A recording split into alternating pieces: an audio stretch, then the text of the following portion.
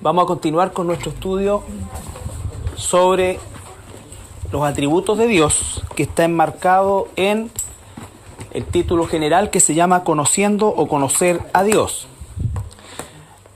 Les recuerdo que el propósito de este estudio es que nosotros podamos establecer, a partir de un conocimiento más profundo de Dios y más certero de Dios, una relación mucho más escritural con el Señor, ¿ya? Porque debemos reconocer nosotros que la mayoría del cristianismo hoy en día más bien tiene una relación de carácter emocional o sensual desde el punto de vista del sentir muchas cosas con Dios y no tanto escritural, ¿ya? Entonces hoy día, dada la cultura que vivimos, ¿no es cierto?, donde se exacerba también todo este tema de la sensualidad. Recuerde que la sensualidad no es solo sexualidad, la sensualidad es todo lo que en los sentidos se ven, ¿no es cierto?, o se ve atraído a los sentidos, ¿no es cierto? Entonces la corriente de sentir a Dios es algo que se ha infectado también las filas de la iglesia, perdiendo de vista, ¿no es cierto?, el propósito principal, que es el ser transformado, ¿no es cierto? Y para eso es que nosotros necesitamos conocer bien a Dios. Y lo hemos estudiado en relación a sus atributos. Primero, que es inmutable, vale decir que no cambia, Él es el mismo ayer, hoy, siempre, por los siglos. Recuerden que son atributos insondables. Lo que estamos viendo, tanto la inmutabilidad como la soberanía de Dios, son insondables. Significa que nuestra capacidad de entendimiento va a llegar a un punto X en el cual no podemos seguir el viaje más allá. ¿Por qué? Porque nos salimos de la revelación de Dios y comenzamos a especular, situación que la Escritura nos recomienda claramente, ¿no es cierto?, que no lo hagamos, ¿ya? Que no lo hagamos. Porque la misma Biblia dice en el libro de Proverbios, ¿no es cierto?, que las cosas reveladas son para nosotros y las que no le pertenecen a Dios. Pero confiamos en base a la misma revelación que Dios nos da, que todo está bajo su control, que todo opera para nuestro bien, ¿no es cierto?, y que Dios siempre tiene un propósito con sus hijos. Entonces, también recordarles que Dios se revela en un libro, por lo tanto un libro es escrito por seres humanos, por personas, por hombres de carne y hueso como nosotros, inspirados por el Espíritu Santo, pero que por supuesto, como todo libro que es la palabra de Dios, lo maravilloso de esto es que respetó la identidad de las personas, ¿no es cierto?, de los escritores, el entorno de los escritores, una serie de todo lo que rodeaba al escritor, ¿no es cierto?, sus ejemplos, todo esto, y Dios también se expresa a nosotros por medio de figuras literarias, y la más importante de esas es el antropomorfismo que dijimos, que es que Dios de alguna manera toma formas humanas como una forma de darse a conocer. La mano de Dios, la espalda de Dios, el dedo de Dios, ¿no es cierto? Dios se entristece, Dios se arrepiente. Todas estas cosas que en definitiva corresponden obviamente a una característica humana que no le pertenece a Dios, pero que están plasmadas en las hojas de la Biblia también para que nosotros tengamos una mayor cercanía con esa revelación. Ahora, la máxima revelación para nosotros obviamente es la persona de nuestro Señor Jesucristo, que ya no usó un antropomorfismo, sino que se hizo hombre. ¿Ya? Entonces, desde esa perspectiva, por eso es que el antropomorfismo ocurre principalmente prácticamente en un 80-90% en el Antiguo Testamento, ¿ya? En que todo era en base a un concepto de figura. Pero cuando aparece lo verdadero, que es el Señor Jesucristo, se aclara, por supuesto, todo el panorama y desaparece este concepto de antropomorfismo y aparece la doctrina de la iglesia, ¿ya?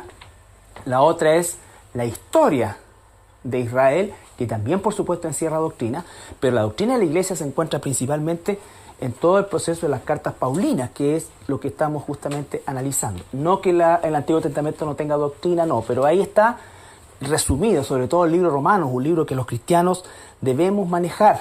El libro Romanos es un libro que los cristianos debemos leer una y otra vez, de manera recurrente, analizarlo, ¿no es cierto?, estudiarlo, escudriñarlo, porque ahí está la base de la doctrina cristiana. Están ahí las doctrinas más importantes, que son la justificación, ¿no es cierto?, la elección, que es lo que estamos analizando un poco ahora, y por supuesto todo lo demás relacionado tanto con los gentiles, que somos nosotros, como con la nación de Israel, ¿ya?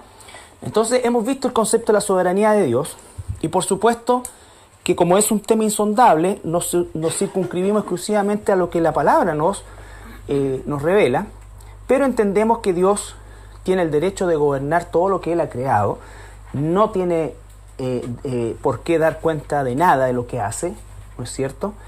Y por supuesto, en resumen, sobre la creación tiene soberanía, sobre la humanidad como creación especial, sobre los gobiernos, sobre la salvación. Y aquí donde hemos llevado el mayor tiempo, porque obviamente lo que quiero que nosotros, a partir de lo que estamos aprendiendo de la Biblia, hagamos una relación, ¿no es cierto?, en dos ejes. Hay un eje vertical que es, ¿no es cierto?, lo que es Dios. ¿Quién es Dios? Su soberanía y su accionar. Y hay un eje horizontal, ¿no es cierto?, que es la humanidad, pero específicamente la iglesia. Es decir, los hijos e hijas de Dios, que está mediado por un concepto que es la clave de esa situación horizontal. Vale decir que de aquí viene la revelación, y la revelación tiene como objetivo una respuesta horizontal que es en base a la obediencia, ¿ya? No es en base a que yo haga cosas para Dios o haga cosas por Dios. Lo que Dios quiere es obediencia, ¿no es cierto? Se goza el Señor no de sacrificios, dice, no de esto, sino que de que le obedezcamos, ¿no es cierto? Nuestra obediencia es la clave de nuestro crecimiento en el plano horizontal. Y ese crecimiento en el plano horizontal nos va a llevar también a un mejor conocimiento de esta verticalidad que nos puede resultar en algunos casos muy fuerte, brutal, ¿no es cierto?, para decirlo alguna palabra, pero que es escritural. ¿Me entiendes? Que es escritural, no es un concepto filosófico, es una cosa escritural. La doctrina de la elección no es una doctrina humana, porque se asocia con Juan Calvino, un hombre que quizás hizo una mayor disertación de esto, pero la doctrina de la elección es una doctrina que el apóstol Pablo escribió por inspiración del Espíritu Santo, ¿ya? Entonces, ¿por qué es tan importante esta columna de la obediencia? Porque nunca la revelación, ¿no es cierto?, va a mermar la obediencia. Y sobre todo en pensamientos de tipo simplistas muchas veces, bueno, si ya Dios tiene elegida a la gente, si Dios tiene esto, ¿por qué voy a hacer esto? No es así, todo lo contrario. Es como el Señor mismo nos dice, ¿no es cierto?, en un momento determinado, que Él sabe lo que nosotros necesitamos antes de abrir nuestra boca. Dice eso, ¿no es cierto? Entonces, ¿para qué orar? ¿Por qué oramos? ¿Por qué un mandamiento? Porque dice orar sin cesar. ¿Ves? No puedo yo usar la revelación vertical para justificar la desobediencia horizontal, bajo ningún punto de vista. Y cualquier persona que haga eso de manera reiterativa o que lo tenga como un concepto de filosofía de vida, lo más probable es que nunca se haya convertido. Mientras mayor es la revelación, mayor debe ser la obediencia. Exactamente, ¿se entiende eso? Entonces, ¿por qué? Porque en el fondo surgen estas ideas, ¿no es cierto?, en nuestra mente, que es muy rápida para sacar conclusión y para juzgar a Dios. Bueno, Dios, ¿por qué hizo esto? Entonces, si hizo esto, yo no tengo para qué hacer esto. Si ya tiene esto hecho, no. ¿No es cierto? Dice, ora sin cesar, orar en todo tiempo. Cuando Jesús estuvo en el Getsemaní, llegó a derramar gotas como de sangre, dice, ¿no es cierto?, en un fenómeno que se llama médicamente hidromatosis. No, estima una película. Hidromatosis significa, ¿no es cierto?, que la sangre, los capilares sanguíneos se rompen por la tensión y se mezclan con el sudor, ¿ya? Entonces, la pregunta es, ¿él sabía que iba a terminar crucificado? Sí. Claro, porque preparó la salvación de antes de la salvación del mundo. Entonces, ¿para qué oró? ¿No es cierto? Pero dice el libro de Hebreos que por lo que padeció aprendió ¿qué cosa? Obediencia. Entonces nosotros para sujetarnos a Dios tenemos que obedecer. La obediencia es la clave, ¿no es cierto?, de nuestro crecimiento también espiritual, y eso nos va a llevar a un mejor entendimiento también de la revelación vertical, ¿ya? Entonces, la salvación dijimos que es un acto de principio a fin de la voluntad de Dios. Dice Efesios capítulo 2, versículos 1 al 5, lo vamos a resumir rápidamente. Y Él os dio vida a vosotros cuando estabais muertos en vuestros delitos y pecados, en los cuales anduvisteis en otro tiempo, siguiendo la corriente de este mundo, conforme al príncipe de la potestad del aire, el espíritu que ahora opera en los hijos de desobediencia, entre los cuales también todos nosotros vivimos en otro tiempo en los deseos de nuestra carne, haciendo la voluntad de la carne y de los pensamientos, y éramos por naturaleza hijos de ira, lo mismo que los demás.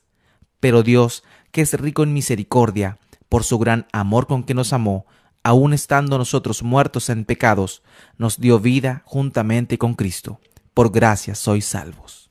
Ya, entonces está claramente ahí uno de los tantos pasajes que dice una máxima, una situación absoluta. No, el ser humano no estaba herido espiritualmente, no estaba dañado espiritualmente. El ser humano está muerto espiritualmente.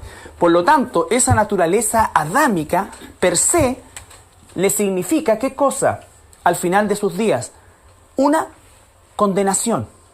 ¿No es cierto? Una condenación. ¿Por qué? Porque al estar muertos en nuestros delitos y pecados, significa que nosotros estamos absolutamente imposibilitados de salvarnos o de hacer algo por nuestra salvación. Ojo, en lo horizontal, tú y yo hicimos una decisión, ¿cierto? Y está bien y es correcto. Pero en lo vertical, hoy día sabemos que Dios nos eligió. Y en su momento se manifestó eso. ¿Ya? Yo no puedo borrar la verticalidad y decir, no, yo elegí a Dios, porque yo estaba muerto en delito y pecado. Si Él no me da vida en Cristo Jesús, entonces yo nunca jamás habría elegido a Dios. ¿Ya? Entonces, no solamente no podía elegirlo, sino que además no quería elegirlo, porque yo estaba exactamente, como dice el libro de Corintios, en la misma masa, y de una misma masa Dios hizo instrumentos de honra y otros vasos de deshonra. ¿Ya? Entonces, si el Señor Jesucristo no hubiese provisto esta salvación, ¿no es cierto? ¿Cuál habría sido el destino de toda la humanidad? El lago de fuego, la muerte eterna. ¿Es justo el Señor en condenar a toda la humanidad al lago de fuego? Sí. Por lo tanto, ¿qué es lo que nos está mostrando la elección? Misericordia. Misericordia. Por misericordia, Él sacó desde antes de la fundación del mundo, te sacó a ti, me sacó a mí. ¿Por qué? ¿Porque éramos mejor que los otros? No. ¿Porque teníamos algún mérito? No. Por algo insondable. Pero debemos saber que Dios tiene un propósito, porque Dios no hace las cosas al azar. Ahora, ese propósito no está, a lo menos en este plano de vida, de lado. ¿Ya? Pero nosotros somos el producto de una elección. De una elección donde no tuvimos injerencia desde antes de la fundación del mundo.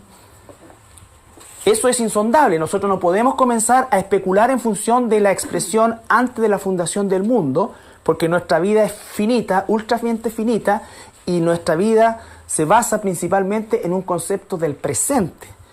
¿Ya? Lo pasado son hechos a los cuales no puedo volver, y el futuro no es algo a lo cual puedo ir o acceder. ¿Ya? Entonces, ahora, según de Tesalonicenses, capítulo 2, versículos 13 y 14. Pero nosotros debemos dar siempre gracias a Dios respecto a vosotros, hermanos amados por el Señor, de que Dios os haya escogido desde el principio para salvación, mediante la santificación por el Espíritu y la fe en la verdad, a lo cual os llamó mediante nuestro Evangelio, para alcanzar la gloria de nuestro Señor Jesucristo. Ya, entonces dice que Pablo está agradecido. ¿Por qué? Porque los hermanos de Tesalónica fueron elegidos desde antes, ¿no es cierto?, para la gloria del Evangelio. Entonces, hemos visto todo este tema de la salvación, están los versículos, hay muchos más. Lo que yo quiero es que, lo que Dios nos pide ahora es que nosotros comencemos a ver la Escritura bajo la óptica, ¿no es cierto?, de lo que Dios nos está revelando. Porque entonces cuando dice la palabra, y todo aquel que hace su voluntad, sabemos que Dios no envió a su Hijo, Jesucristo no vino a morir por un número potencial. Jesús vino a morir por un número cerrado. ¿Ya? El infierno no está lleno de potenciales salvos. el infierno está lleno de condenados 100%. Porque si el infierno estuviera lleno de potenciales salvos, Jesús habría fracasado. ¿Estamos? El infierno no está lleno de potenciales salvos, el infierno está lleno de condenados que nunca nacieron de nuevo. ¿Ya? Entonces, cuando el Señor dice todo, ahora el todo, tú sabes que se refiere a todos los que Él eligió. ¿Ya? Para que todos tengan vida eterna, ese todos está limitado. ¿No es cierto? Además que la expresión todos nunca, ni en este idioma, ni en los idiomas anteriores, ha significado totalidad numérica. ¿No es cierto? Toda la gente estaba en el estadio. Toda la ciudad estaba en el estadio. Toda la ciudad salió a celebrar. Mentira. Yo por lo menos no salí. Pero, por ejemplo, en esos versículos donde dice que todos estaban muertos en nuestros delitos y pecados, ahí alude a absoluto. Lógico. Por eso el contexto nos da la clave del texto. ¿Me entiendes? Porque si ese todo, ¿cómo yo sé que ese todo, para que todo el que crea en él sea salvo, cómo sé que es limitado? Por el contexto, porque no todos son salvos. De hecho, el camino es angosto, el de la salvación, y es ancho el de la perdición. Entonces estaríamos en una contradicción, pero no es así, porque tengo que aprender justamente a entender cada palabra también en su justo contexto. Por eso es que nunca hay que sacar un texto de contexto para usarlo como pretexto. ¿Ya? Entonces, Romanos capítulo 9, versículo 9 al 29, y con eso terminamos esta parte, que hay que retrotraerlo. Esto es una doctrina que hay que masticarla, que hay que escudriñarla, que hay que leer el libro de Romanos, ¿no es cierto? Hay que leer la carta del apóstol Pablo a los romanos para que nosotros nos internalicemos cada vez más de esta maravillosa doctrina de la elección. ¿Ya? Ahora, nosotros como somos sentimentales, comenzamos inmediatamente a sufrir. ¿Y por qué Dios a mí y a otro no? Bueno, si tú quieres hacer un cambio, habla con Dios hoy día en la noche. Yo por lo menos no quiero.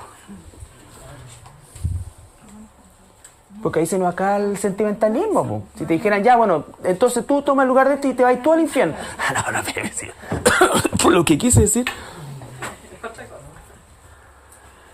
Entonces, ¿qué es lo que tiene que empujar esto? Más gratitud. Y ahí lo vamos a ver con algunos pasajes. ¿Qué dice Romano? Porque la palabra de la promesa es esta: por este tiempo vendré, y Sara tendrá un hijo. Y no solo esto, sino también cuando Rebeca concibió de uno, de Isaac, nuestro padre, pues no habían aún nacido, ni habían hecho aún ni bien ni mal, para que el propósito de Dios conforme a la elección permaneciese, no por las obras, sino por el que llama. Se le dijo: el mayor servirá al menor, como está escrito: a Jacob amé, mas a Esaú aborrecí. ¿Qué pues diremos? ¿Que hay injusticia en Dios? En ninguna manera, pues a Moisés dice: tendré misericordia del que yo tenga misericordia, y me compadeceré del que yo me compadezca. Así que no depende del que quiere ni del que corre, sino de Dios que tiene misericordia. Porque la Escritura dice a Faraón: para esto mismo te he levantado, para mostrar en ti mi poder, y para que mi nombre sea anunciado por toda la tierra. De manera que de quien quiere tiene misericordia, y al que quiere endurecer endurece. Pero me dirás: ¿por qué pues inculpa? Porque ¿quién ha resistido a su voluntad? Mas antes, oh hombre, ¿quién eres tú para que alterques con Dios? ¿Dirá el vaso de barro al que lo formó: ¿por qué me has hecho así? ¿O no tiene potestad el alfarero sobre el barro, para hacer de la misma masa un vaso para honra y otra para deshonra? ¿Y qué si Dios, queriendo mostrar su ira y hacer notorio su poder, soportó con mucha paciencia los vasos de ira preparados para destrucción, y para hacer notorias las riquezas de su gloria, las mostró para con los vasos de misericordia que él preparó de antemano para gloria, a los cuales también ha llamado, esto es, a nosotros, no solo de los judíos, sino también de los gentiles? Hasta ahí nomás. ¿Ya? Ahí nomás, gracias. Entonces está claro todo el pasaje, ¿no es cierto? Y nos habla de una soberana voluntad de Dios en la elección. ¿Qué es la confianza que tenemos nosotros? Que Dios no toma elecciones a tontas y a locas, pero las razones por las cuales te eligió a ti y no a otro, ¿no es cierto?, son absolutamente insondables, y es la pérdida de tiempo más grande tratar de especular al respecto de eso, tanto de los que se van al infierno como los que nos vamos al cielo. lo que esto significa que mata cualquier atisbo de gloria personal o jactancia en cuanto a mi salvación. ¿Ya? La salvación fue un regalo de Dios y ahora entiendo mejor todavía el concepto de regalo y de gracia, de lo inmerecido que esto es. ¿Ya? Bueno, y todos esos pasajes para que nosotros tengamos claro que esto no es una cosa aislada. No, pero nosotros lo reconocimos también en Daniel. Exactamente. Ya. Ahora, incluso lo que vamos a ver más hoy día, ¿por qué creo en la Biblia? ¿Por qué, por ejemplo, tú crees lo que la Biblia dice, la entiendes, y alguien que a lo mejor estudió lo mismo que tú, o comió lo mismo que tú, se alimentó igual que tú, todo no la entiende, no la quiere ver y le es repulsiva sin siquiera haberla abierto? ¿Es porque tú o yo éramos más inteligentes que esa persona? ¿O porque tú y yo teníamos un corazón más predispuesto a Dios? Está claro que no, ¿no es cierto? Por lo tanto, dentro del paquete de la salvación, inexorablemente tiene que venir también el amor a su palabra. Tú amas su palabra, ¿por qué? Porque Dios también puso eso en tu corazón y la entiendes porque Dios puso eso en tu corazón. Mateo 16-17 es una escena bien cortita, o una parte bien cortita de la escena. Va el Señor Jesús caminando con sus discípulos y Él hace la pregunta: ¿quién dice la gente que soy? Y comienzan a especular, ¿no es cierto? Bueno, uno Juan el Bautista, otro este de acá, o alguno de los profetas. Y se dirige después a Pedro y le dice: ¿y ustedes quién dicen que soy? Y Pedro responde. Entonces le respondió Jesús: Bienaventurado eres, Simón, hijo de Jonás, porque no te lo reveló carne ni sangre, sino mi Padre que está en los cielos. ¿Quién le reveló que Jesús era el Cristo, el Hijo de Dios?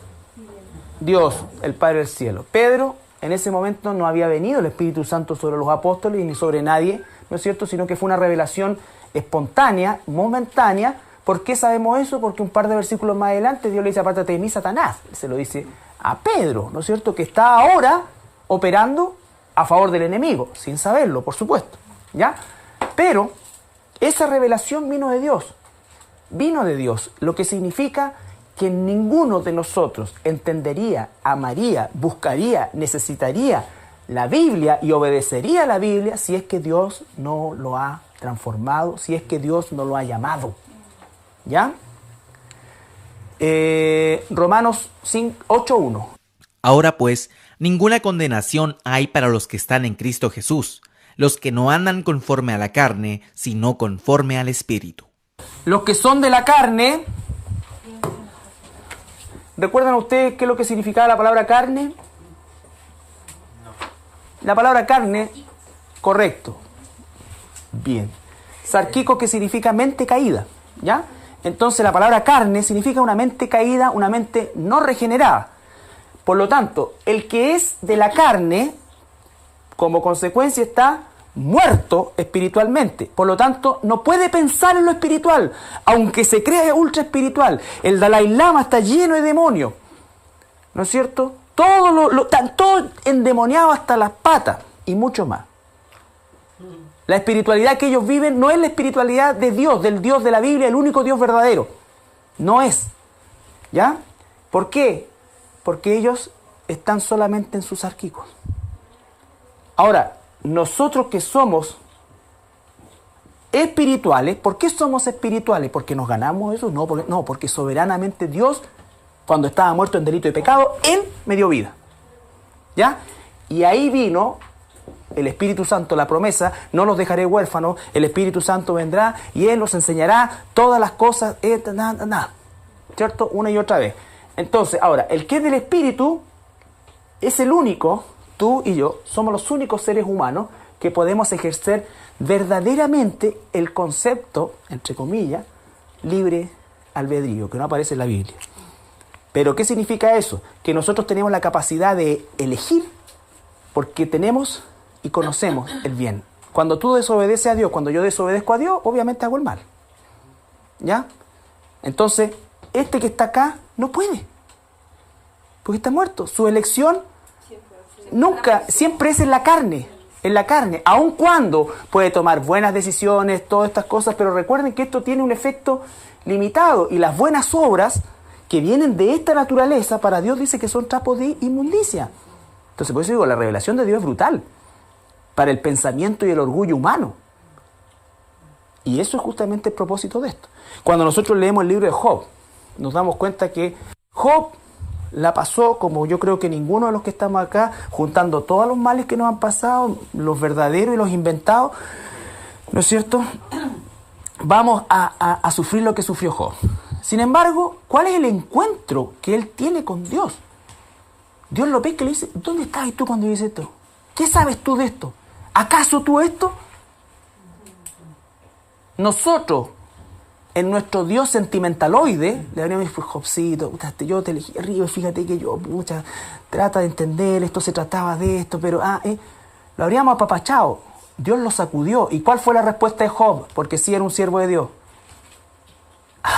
Yo de oídas te había oído. Yo creía todavía, como muchos creen acá, que Dios es un viejito con barba y arriba que está y es re bueno y se pone a llorar cuando tú hacías algo malo. No, Dios es infinitamente vertical, es inalcanzable, es todopoderoso. Y ese Dios es inmutable. Por lo tanto le dijo Job, ¿cuál fue la respuesta? De Dios te había oído. ¿Y cuál fue la siguiente respuesta o qué más dijo? Ahora, ¿qué cosa? Me arrepiento, ¿no es cierto? En cilicio, en dolor, o sea, prácticamente casi me maldigo por tratar de tener una figura de Dios que no es. Porque Job maldecía el día en que nació, no entendía nada, ¿no es cierto? Nunca blasfemó contra Dios, pero él todo lo colateral, ¿no es cierto?, se encargó con justificación, humanamente hablando por lo menos, pues nosotros empezamos a maldecir cuestiones por cosas infinitesimalmente menores. Entonces, pero ahí, ¿qué es lo que vemos? La soberanía de Dios. Dios no reveló nada de lo que Él se propuso hacer cuando Satanás se presentó delante de Dios. No le reveló nada, no le dijo, mira Job, te felicito porque fíjate que hace un año atrás Satanás se presentó y yo me la jugué por ti y aquí está y te felicito Job y toma. No, ¿dónde estabas tú cuando hiciste? ¿Dónde estabas tú? Me arrepiento en cilicio porque te conocía de oídas. Y eso es lo que nos ha pasado a nosotros y eso es lo que espero que este estudio haga. Que nosotros que conocíamos a lo mejor de oídas a Dios, hoy día sepamos realmente que Él tiene control de todo. Y esto nos tiene que llevar a ¿qué cosa? A un mayor fe y confianza en la voluntad soberana de Dios. ¿Ya? Entonces, Pedro no te lo reveló ningún ser humano, sino mi Padre que está en los cielos. Por lo tanto, la revelación que tú tienes de la Escritura, la entiendes, la amas, la aplicas, la obedeces, es porque Dios te la ha dado. Uno de los signos, recuerden ustedes que estamos viendo el día domingo la serie de estudio que se llama Evidencias de una vida transformada, ¿no es cierto? Porque el Señor dice, no se enciende una luz para esconderla, significa que te va a poner arriba y tú tienes que dar una señal evidente. Es evidente cuando una vela está apagada o cuando una está encendida. ¿No es cierto? Es evidente. Ese nivel de evidencia dice que tiene que suceder en relación a la transformación que Dios ha hecho en tu vida y ha hecho en mi vida. ¿Ya? Entonces, vimos Romanos 8:5 decía,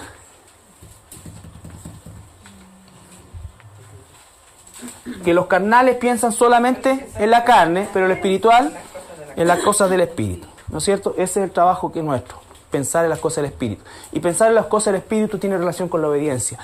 No es, mira, yo voy a hacer por el Señor esto, yo voy a hacer por el Señor esto otro, Dios. No, porque lo que Dios quiere es que nosotros seamos obedientes y nos dejemos usar por Él. No que nosotros queramos cumplir los sueños de Dios. Hay gente tan ridícula que dice, únete a Dios y cumple sus sueños. ¿Qué sueño puede tener Dios? O sea, si Dios tiene sueños, yo no quiero ese Dios. ¿Me entiendes? O sea, Sueña en grande para Dios. No, pone las patas en la tierra de una vez por todas. Eres un esclavo de Cristo, fuiste comprado por precio y tienes que obedecer a tu Señor hasta el último día y por la eternidad. ¿Ya? Déjate de estar pensando que Chile para Cristo, que Norteamérica para Cristo, porque eso no va a suceder nunca hasta que venga el reino milenial. ¿Significa eso que no vamos a ir a predicar allá? No, por supuesto que no. Recuerden, lo horizontal no lo puedo justificar, el no hacerlo, con lo vertical. Si alguien dice, oye, bueno, entonces si Chile no es para Cristo, entonces no predico más, no voy más. No, todo lo contrario. Todo lo contrario. ¿Ya? 1 Corintios 2, 6 al 10. Sin embargo, hablamos sabiduría entre los que han alcanzado madurez, y sabiduría no de este siglo, ni de los príncipes de este siglo que perecen. Pausa. La palabra príncipe es equivalente a líderes de opinión. Mas hablamos sabiduría de Dios en misterio, la sabiduría oculta, la cual Dios predestinó antes de los siglos para nuestra gloria, la que ninguno de los príncipes de este siglo conoció, porque si lo hubieran conocido, nunca habrían crucificado al Señor de gloria. Antes bien, como está escrito, cosas que ojo no vio, ni oído yo, ni han subido en corazón de hombre, son las que Dios ha preparado para los que le aman. Pero Dios nos las reveló a nosotros por el Espíritu, porque el Espíritu todo lo escudriña, aún lo profundo de Dios. Entonces dice que Él preparó esta sabiduría de antes. Él preparó todo esto de antes. Él preparó que tú creyeras, que yo creyera en su palabra de antes. Sabiduría que los líderes de opinión de este mundo, por la sabiduría del mundo, jamás, nunca iban a entender. ¿Y dónde está la máxima expresión de que estaban completamente muertos espiritualmente? Es que crucificaron al Señor Jesucristo. Fueron instrumentos para crucificar al Señor Jesucristo. Porque si ellos hubiesen tenido un atisbo de sabiduría de Dios y conocimiento de Dios, habrían interpretado correctamente la misma escritura que hablaba del Mesías sufriente de Isaías 53 y de otros pasajes. Recuerda que cuando Herodes le pregunta a los sabios de Oriente, ¿dónde es que va a...? Le pregunta a los fariseos, a los sacerdotes, ¿dónde es que van a ser? Y los mismos sacerdotes dicen, la profecía dice que en Belén de Judea. Entonces, conocían, pero ¿por qué terminaron crucificando al Señor? Porque estaban muertos espiritualmente.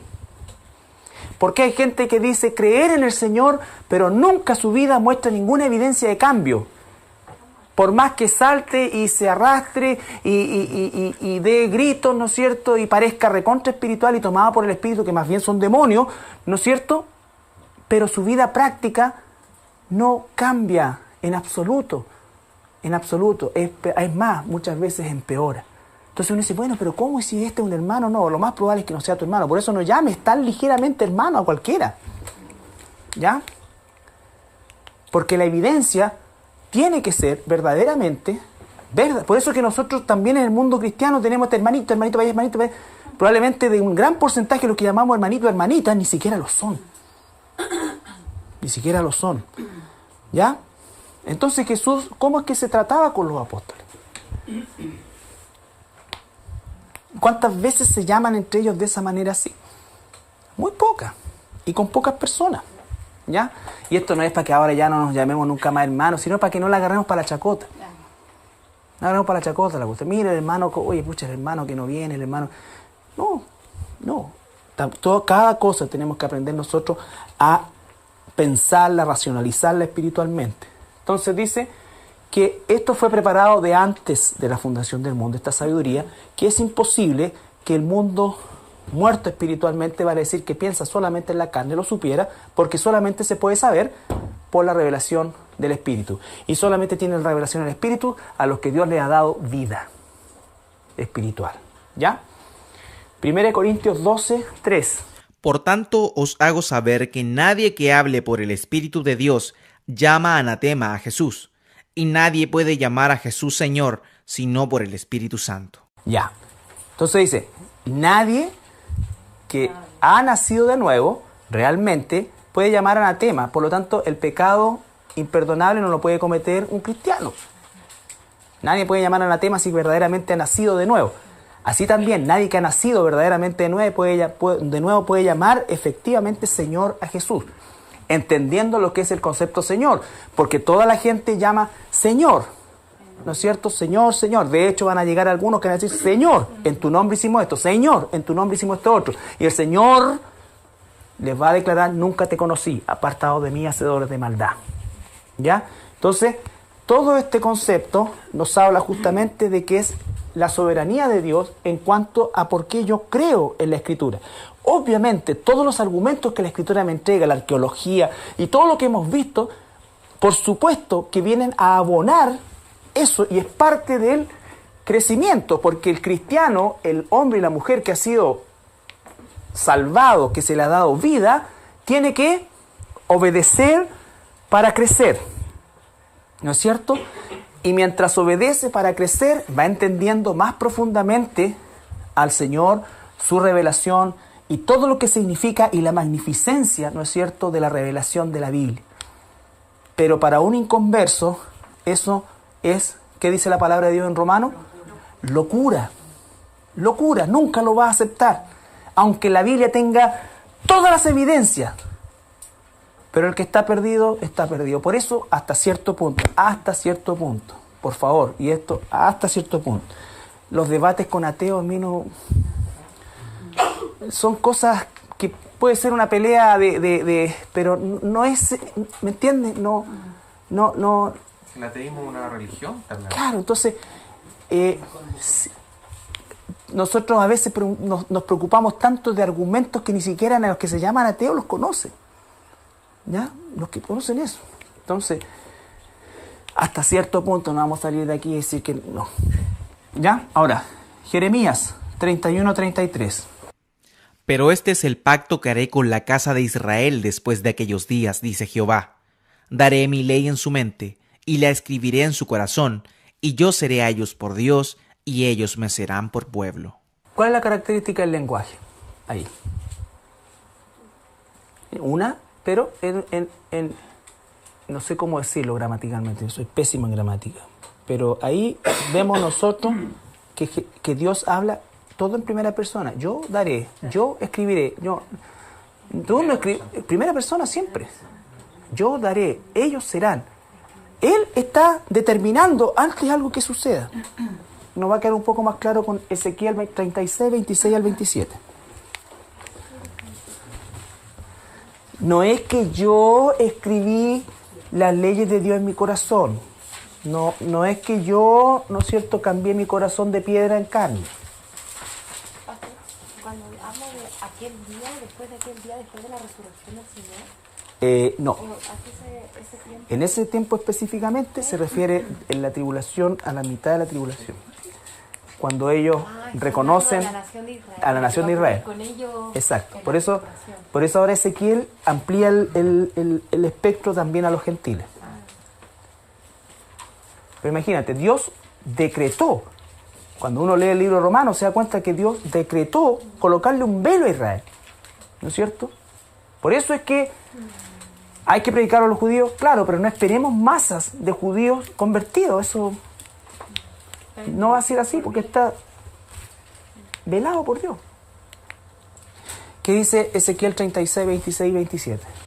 Os daré corazón nuevo y pondré espíritu nuevo dentro de vosotros, y quitaré de vuestra carne el corazón de piedra, y os daré un corazón de carne. Y pondré dentro de vosotros mi espíritu, y haré que andéis en mis estatutos, y guardaréis mis preceptos, y los pongáis por obra. Todo depende de Él. Escribiré, cambiaré, pondré, para que hagan, para que anden. ¿Se entiende? Entonces, eso es la soberanía de Dios. ¿No es cierto? No hay una injerencia, no es que yo voy a escribir, no, yo ahora voy a andar, no. Ahora, como cristiano, en la horizontal, en mi obediencia, por supuesto que tengo que pelear la buena batalla de la fe, ¿no es cierto?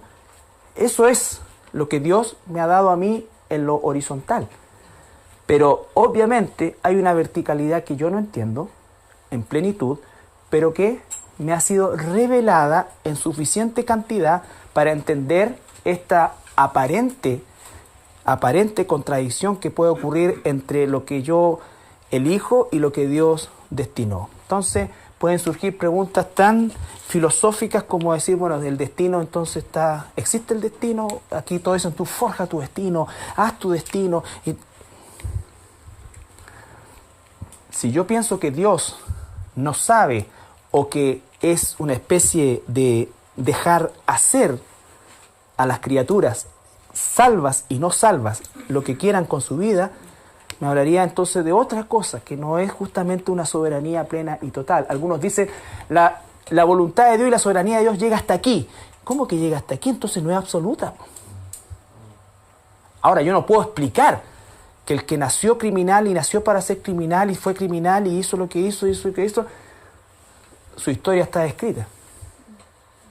Ningún capítulo era una sorpresa para Dios. ¿Por qué? Pero así como tú y yo estábamos predestinados antes de la fundación del mundo, por eso es que nuestra salvación fue antes de la fundación del mundo. La manifestación de esa salvación fue a la edad, en el tiempo y bajo las circunstancias que Dios en su soberanía estableció. Por eso cuando dicen, pucha, yo me habría encantado conocer al Señor de antes. No podemos decir eso, si es que realmente... ¿ya? Me ha encantado ser... Por eso es que también las etapas del ser humano son tan...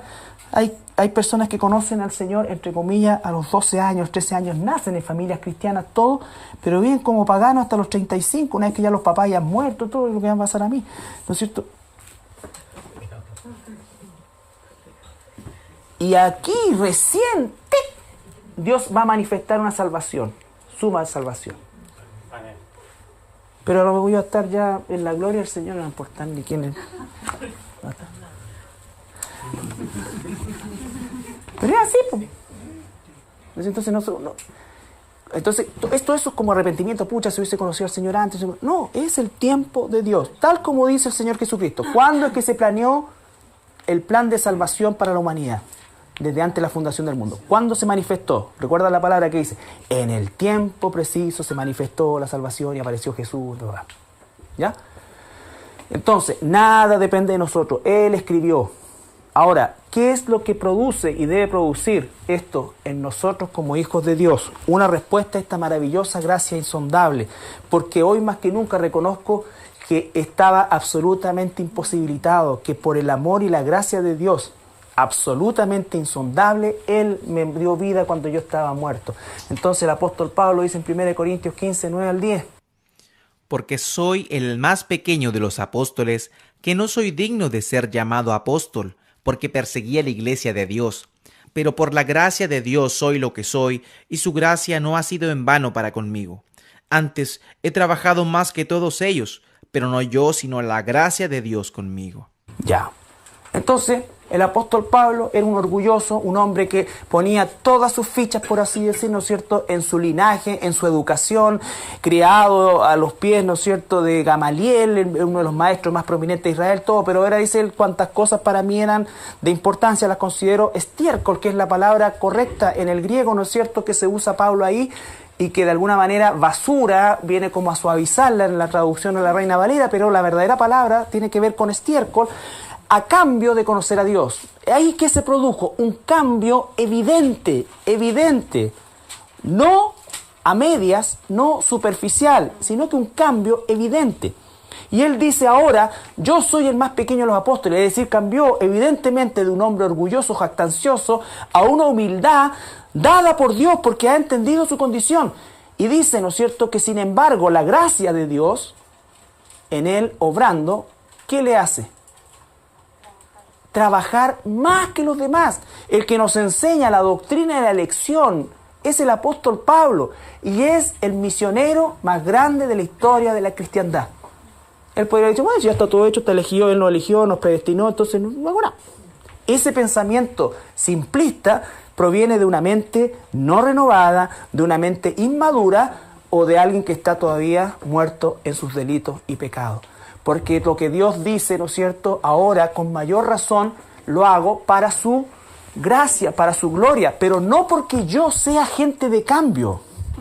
No es que atención Antofagasta, el pastor Juan Pérez viene y es hoy día, ven por tu milagro, ven por tu... Todas esas son babosadas, porque no depende de nosotros. Ahora, el que no depende de nosotros no nos justifica para no obedecer. Yo no puedo decir, oye, yo fui tan buen testimonio en mi oficina y fíjate, la secretaria, la bibliotecaria, el junior, todos llegaron al Señor porque vieron el brillo de mi vida.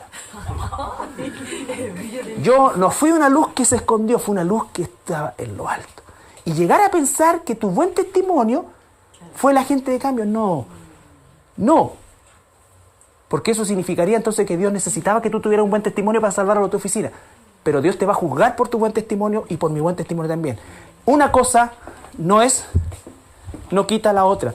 Yo tengo que ser buen testimonio porque Dios me amó de tal manera que entregó a su Hijo. Y yo, por amor, esclavo por amor de Cristo, voy a hacer lo que Él me pida y feliz de hacerlo.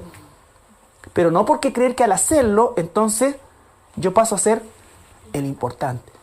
¿No es cierto? Paso a ser esto. Entonces, este proceso de la maravillosa gracia tiene que tener una respuesta distinta en los que verdaderamente hemos nacido de nuevo, y es a trabajar más. Por ejemplo, si Dios dice, ¿no es cierto?, orar para que, el apóstol Pablo decía, oren para que se me abran las puertas. Dios tenía determinado si se iban a abrir o no abrir las puertas. Por lo tanto, lo que debía haber hecho en un pensamiento simplista Pablo es decir, esperar, si se abre o no se abre. Pero ¿por qué él pide oración? Porque Dios pide a su pueblo que ore, que salga de sus propias necedades, ¿no es cierto?, y se incline a la obra de Dios. Por eso es que tú y yo oramos por inconversos, porque Dios está cambiando nuestro corazón, porque ya somos sus hijos, y al obedecerle, Él nos está moldeando, Él nos está cambiando, Él nos está santificando. ¿Alguien cree que Dios para salvar a alguien necesita a la iglesia orando por ese alguien? No. Pero tenemos que orar por los inconversos. Y ahora, con el propósito correcto, que es la gratitud a Dios. Dios, ten misericordia de esta persona X, ¿no es cierto? Solo tú tienes el poder para cambiarlo. Señor, ten misericordia de él. Tú estás pidiendo. No sabes si Dios ya tuvo misericordia de él o no la tuvo. Pero tu deber y mi deber es orar. Porque eso hace que mi corazón se empiece a derramar por el Señor X y ya no por mí. Es como el diezmo, o como el dar, como el sujetar las finanzas a Dios. Cuando nosotros sujetamos las finanzas a Dios, ¿qué pasa? Efectivamente dependemos de Dios y lo demostramos en la práctica. La oración, ¿por qué la hacemos? ¿Porque le vamos a doblar la mano a Dios? Nunca. Nunca. Aun cuando hay pasajes y la gente cita, bueno, ¿y cómo Abraham oró, ¿no es cierto? Y Dios le dio otra oportunidad a lo de Sodoma y Dios... Eso es antropomorfismo, que es la forma en cómo Dios también se relaciona con nosotros. Pero tú no puedes cambiar, porque si Dios cambiara sus decretos, significaría, uno, que se equivocó, y dos, que tenía algo que aprender. ¿Me entiendes? Entonces, no confundir las cosas. Por eso es tan importante el concepto de la revelación, y hoy día, más que nunca, el concepto de la gracia. Por eso es que nunca tengas miedo de predicar el evangelio verdadero, con amor, con respeto, con palabras sazonadas con sal, con todo. Pero el infierno no puede estar ajeno a la predicación del evangelio. Porque, por ejemplo, conversamos con un hermano de día, una iglesia tiene como eslogan, y esto es simplemente una descripción de lo que existe: ven porque eres especial para Dios. Ven porque eres especial para Dios. ¿Cómo le sacas de la cabeza a esa persona después que Dios le eligió por pura gracia? Que no hay nadie especial, que todos estábamos en la misma masa. No. Todos esos eslogans, Dios te necesita, aquí hay un lugar para ti, Dios. Todas esas son estrategias humanas, y por lo tanto, como son estrategias humanas, vamos a traer a carnales, a pseudo cristianos y cristianas. Y no vamos a llenar de cocodrilo, yacarés, arañas de rincón. Primera de Pedro 4, 10 y 11. Cada uno, según el don que haya recibido, ministralo a los otros, como buenos administradores de la multiforme gracia de Dios. Pausa. Si alguno habla, hable conforme a las palabras de Dios. No se ponga a decir, Dios me dijo, tuve un sueño y Dios esto, Dios acá. ¿Ya? Ahora, si a alguien Dios le habla particularmente en un sueño, normalmente va a ser algo para él o para ella. ¿Ya? Si alguno habla, hable conforme a las palabras de Dios. Si alguno ministra, ministre conforme al poder que Dios da, para que en todo Dios sea glorificado por Jesucristo, a quien pertenecen la gloria y el imperio por los siglos de los siglos. Amén. Todo es para Él. Si yo voy a enseñar, voy a compartir su palabra, ¿no es cierto? Si voy a ministrar conforme al poder de Dios. ¿Cuál es el poder de Dios? El poder, el dunamis del Espíritu Santo. Y el poder del Espíritu Santo nos es dado ¿para qué? Para luchar justamente contra el pecado. Para no contristar al Espíritu, sino que para que nosotros seamos cada vez más cercanos a la imagen de su Hijo. Para eso es el poder de Dios. El poder de Dios no tiene un efecto externo exclusivamente y de hecho mínimamente. El mayor poder de Dios es la expresión de la transformación de un ser humano que antes estaba muerto en sus delitos y pecados, que iba rumbo al infierno y que por gracia de Dios ahora lo manda rumbo al cielo. Y que por amor y obediencia y esclavo por amor de Jesucristo, Él usa ese poder que Dios nos da para su gloria. Para su gloria. ¿Ya? Bien. Los demás versículos van a redundar en lo mismo. Pero les pido que ustedes estudien el libro de Romanos, estudien los pasajes que están acá, esto está también en la página, para que vamos masticando esta doctrina, ¿no es cierto? Que es una doctrina bíblica, ¿no es cierto? Una doctrina bíblica. Y recuerden siempre, ¿no es cierto?, que el Señor nos dice que no vamos más allá de lo que está escrito, desde el punto de vista de que las especulaciones, sobre todo y especialmente en el ámbito de la revelación, es algo inalcanzable para nosotros. Por eso es que estamos sujetos a lo que Él nos revela, no a lo que nosotros descubrimos, a lo que Él nos revela, ¿ya?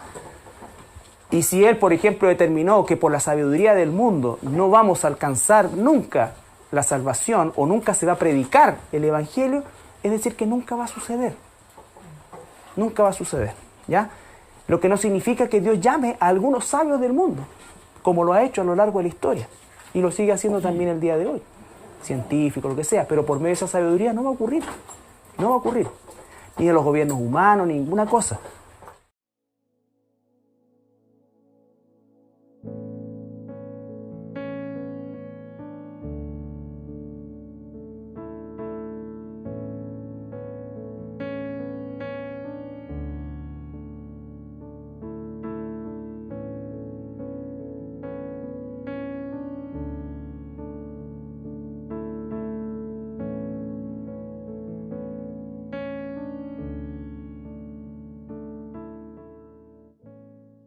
Principalmente, prácticamente en un 80-90% en el Antiguo Testamento, ¿ya?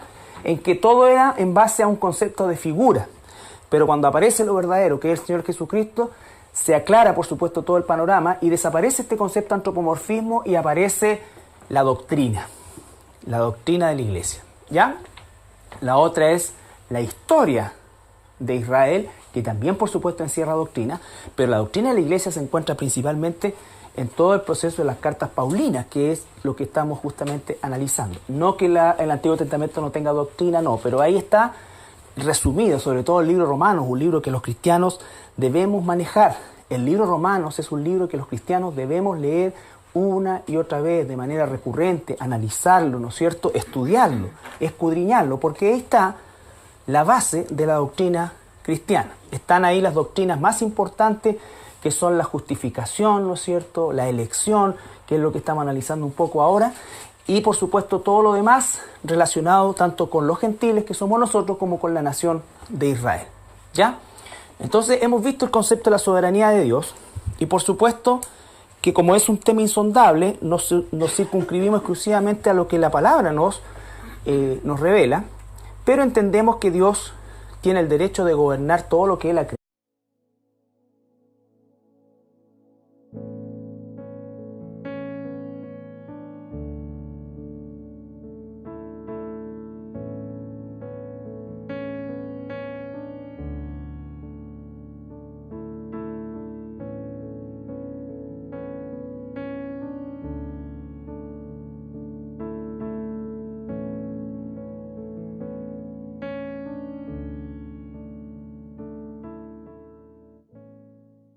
Vamos a continuar con nuestro estudio sobre los atributos de Dios, que está enmarcado en el título general que se llama Conociendo o Conocer a Dios.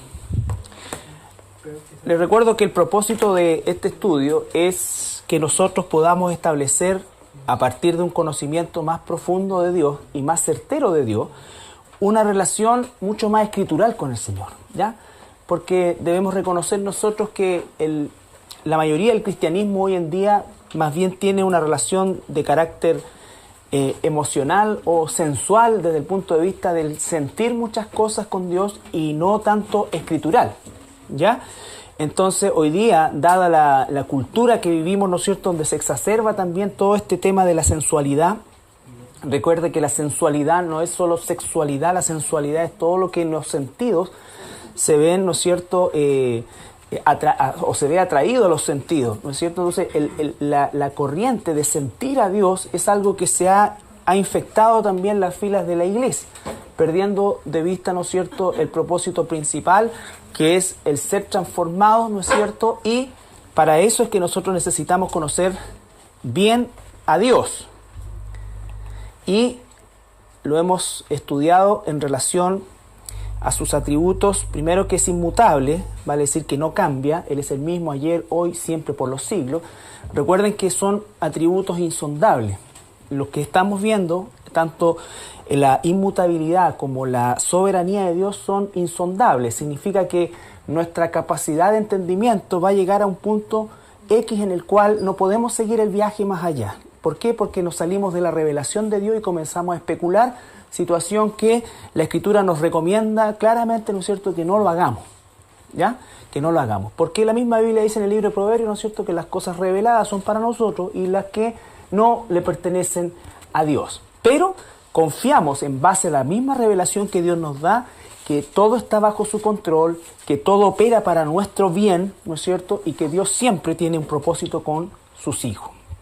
Entonces, también recordarles que Dios se revela en un libro, por lo tanto, un libro es escrito por seres humanos, por personas, por hombres de carne y hueso como nosotros, inspirados por el Espíritu Santo, pero que por supuesto, como todo libro, que es la palabra de Dios, lo maravilloso de esto es que respetó la identidad de las personas, ¿no es cierto?, de los escritores, el entorno de los escritores, una serie de todo lo que rodeaba al escritor, ¿no es cierto?, sus ejemplos, todo esto, y Dios también se expresa a nosotros por medio de figuras literarias, y la más importante de esa es el antropomorfismo que dijimos, que es que Dios de alguna manera toma formas humanas como una forma de darse a conocer. La mano de Dios, la espalda de Dios, el dedo de Dios, ¿no es cierto? Dios se entristece, Dios se arrepiente. Todas estas cosas que en definitiva corresponden obviamente a una característica humana que no le pertenece a Dios, pero que están plasmadas en las hojas de la Biblia también para que nosotros tengamos una mayor cercanía con esa revelación. Ahora, la máxima revelación para nosotros obviamente es la persona de nuestro Señor Jesucristo, que ya no usó un antropomorfismo, sino que se hizo hombre. ¿Ya?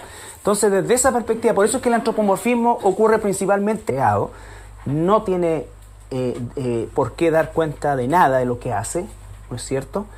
Y por supuesto, en resumen, sobre la creación tiene soberanía, sobre la humanidad como creación especial, sobre los gobiernos, sobre la salvación.